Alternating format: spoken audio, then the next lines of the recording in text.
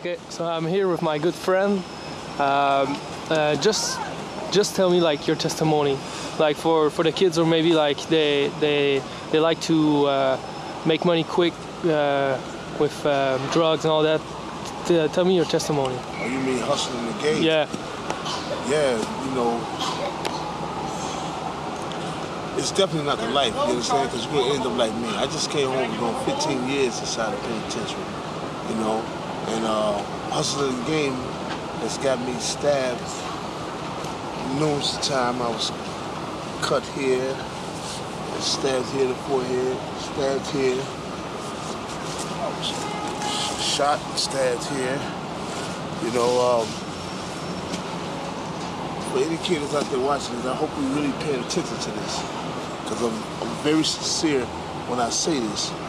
If you're thinking about taking that route, don't. If things seem that's hard and you can't get up, walk away, you know. Most of my life been inside the penitentiary.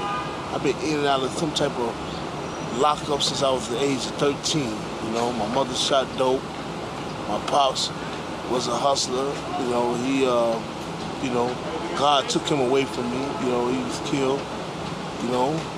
My mom, she's still living by the grace of God, but we barely know each other because I basically grew up on my own. I've been robbing, stealing, selling drugs, and it cost me, as I said, 15 years of my life. So if you're watching this tape, I hope that you really, really, really think about it twice. Because there's no fun when that gate slammed and you have no privacy at all. You can't even take a dump without someone looking at you. You're being told what to do, how to do it, when to eat, when to get up, when to sleep. So if your parents is telling you something, believe me, it's for your own good. Right now you're not going to see it because you're young. That's life, you know, that's the game. I'm not very articulate, or whatever the case may be, because like I said, I'm from the streets. But I'm making a change in that now. You understand me? I'm making a change in that now. I shot dope for 13 years. I've been in the game. I was a member of the Black Peace Stone since the age of 13.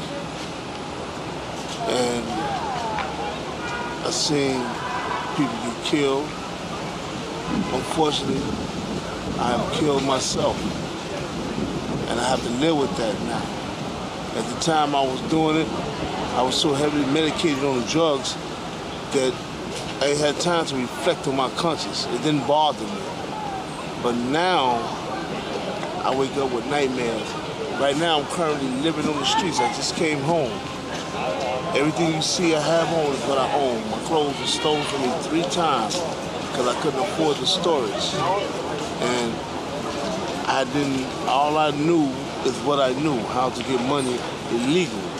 So it's harder for me now because I'm not doing anything illegal and I'm toughing it out. You know, I just got a job. I'm gonna be starting to working at Mitchell's and Data Movers Monday. And from there, I'm gonna start my life over. I'm gonna start a new life, a life that I never knew existed. I used to think that life was for the suckers. You know, if you would have told me just 5 years ago, yo, go out and get a job, I would have told you to go F yourself. I don't need no job when I'm making $500 or $600 a day, even more. Shooting 200 to 300 in my arm, smoking that damn crack. Smoking a lot of weed, and a lot of kids think weed is not a drug. Let me tell you something. It keeps you immobile. You're not fully aware of things in your surroundings.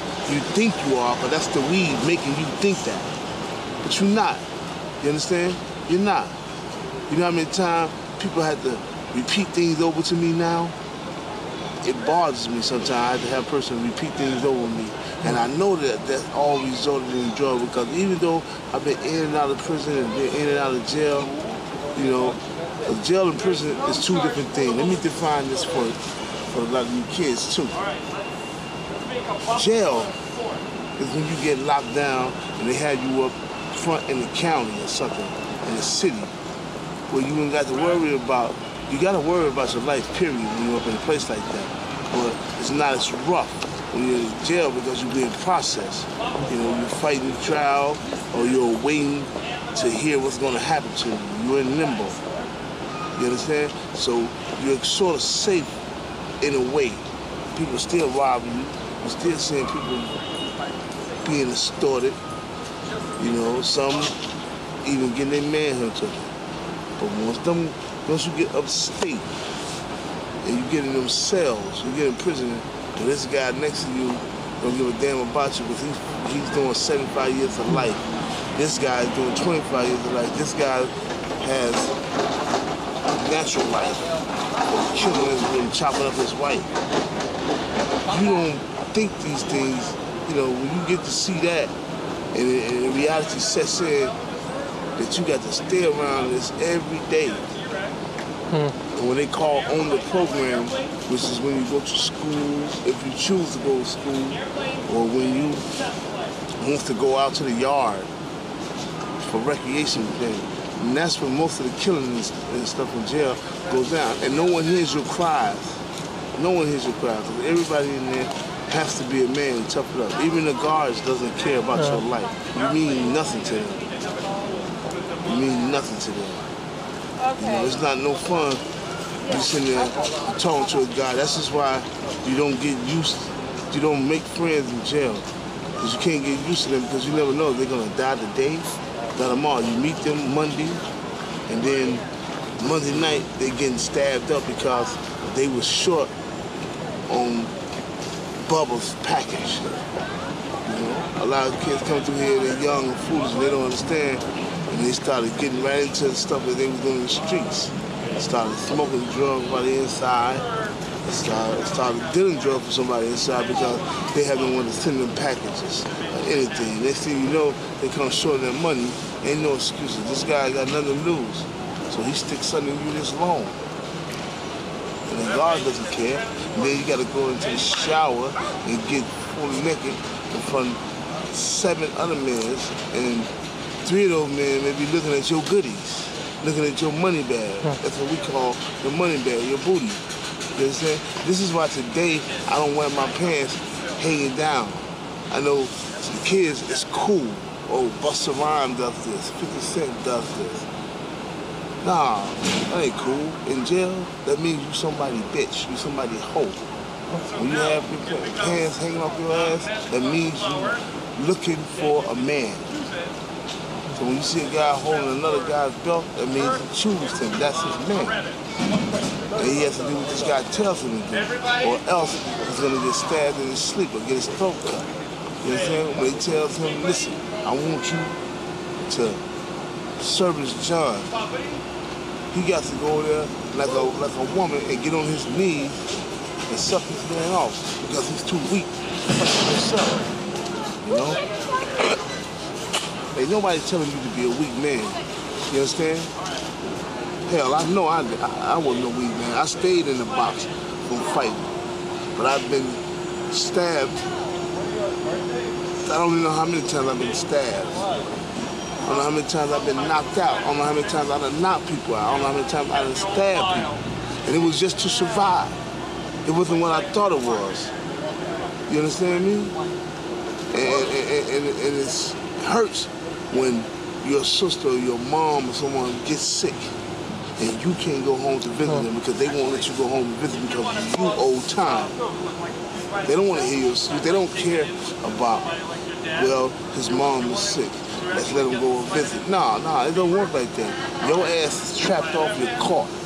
So is it worth it? And your mother tell you, boy, go clean up that room. You get mad, you suck your teeth. Now, I don't want to do this right here. Do it. Because when Bubba is telling you to bend over and spread your cheeks and put some Vaseline between your butt cheeks, what would you rather do? You rather do that? Or you rather go do what your mom said? It's no fun, man, going to prison. And I'm telling you something, a lot of my friends are not here today. A lot of them are not here. My friend Casper, God bless the dead,